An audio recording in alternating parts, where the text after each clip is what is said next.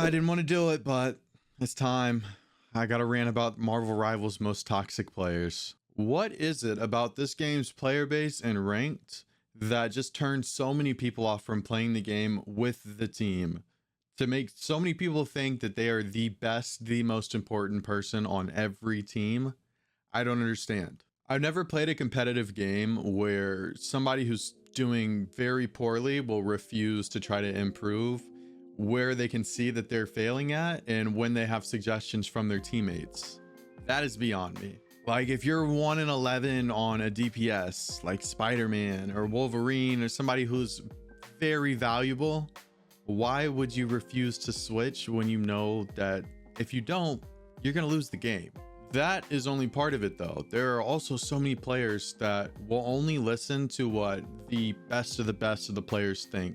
Like the Necroses, the Bogers, all of those guys. I think since season 3 has been out, there have only been 3, maybe 4 games that Black Panther has not been banned. I don't play him, but personally, I feel like that's such a waste of a ban when he is very easily countered. But are we just banning him because somebody else said, hey, you gotta ban these guys? Or are we banning him because we can't do anything about him? Yesterday, I was playing comp and I didn't lock in the ban phase. So as we're going through, after our first round of bans, somebody on my team said, hey, TK, who do you play? And I told him, I'm like, if I have to play tank, I'll play Magneto. And if I have to play DPS, I'll play Psylocke or whatever we need. And as soon as it opened up for us to select our ban, they picked Magneto. To which I asked the guy who asked me who I play, why he banned Magneto after I told him, yo, I play Mag. He says, oh, I just hate Magneto.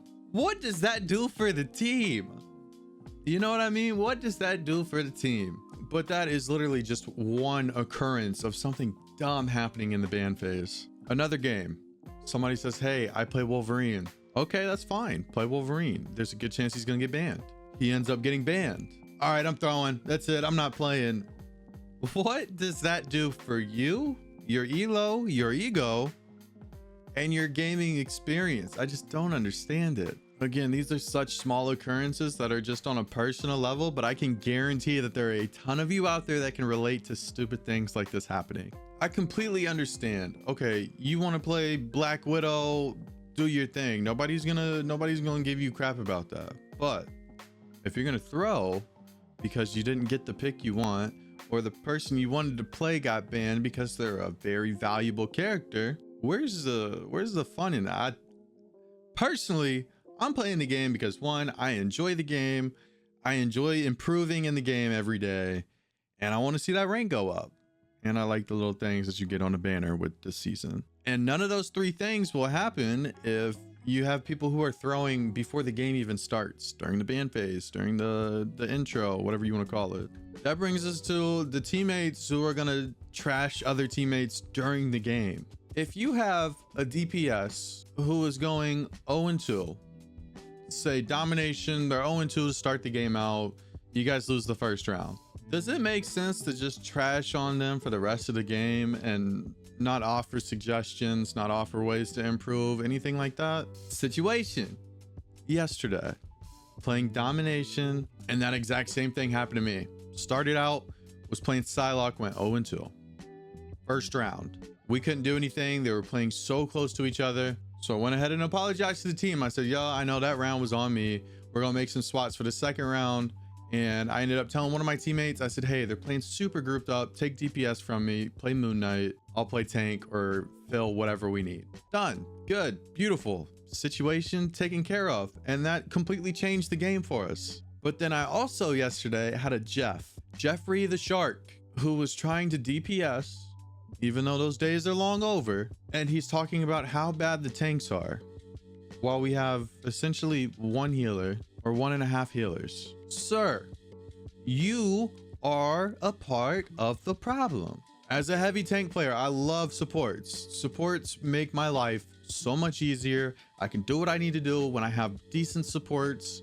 I can do even more when I have great supports right behind me. But support players, like the people who only play support players, yo, what are y'all drinking? What kind of Kool-Aid are you guys sipping to where you think that you can frontline with a cloak and dagger You think you can sit on DPS with Cloak and Dagger and then think that y'all are in the right to call the whole team out because you're out of positioning, you're combining support ults with the other supports, and you're panicking at the first dive that you see. Example, I got a lot of them. 2 days ago now, playing Magneto, I got a Cloak and Dagger on my team.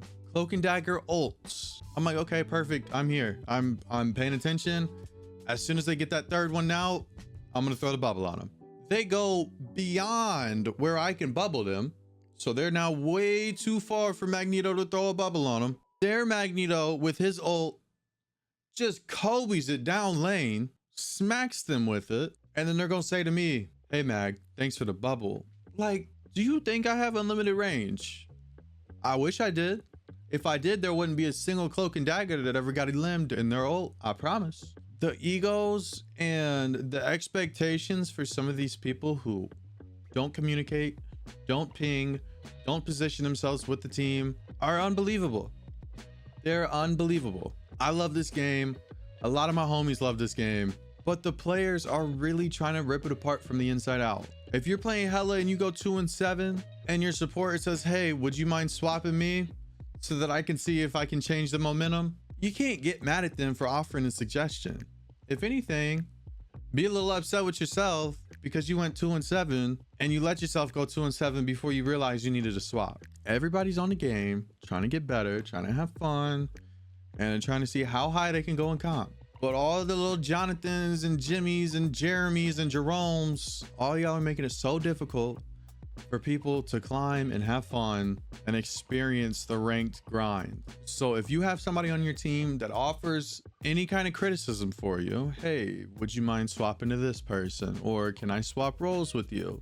Think about what they're saying and don't take it as a personal attack. They're just trying to win the game. You got to put that ego and that pride to the side sometimes and realize that you are probably not right in that moment. Hopefully, around this time next season, the whole egotistical toxic players have dialed it back a bit to where they're not popping off because they hear a girl in the lobby make a suggestion or because they were out of positioning and they got smacked by an Iron Man ult or something like that. This is a really good game where we have developers that actually care about it, and I really hope that we don't lose it because we turn away so many players from playing some of the modes. Let me know you guys' thoughts down below.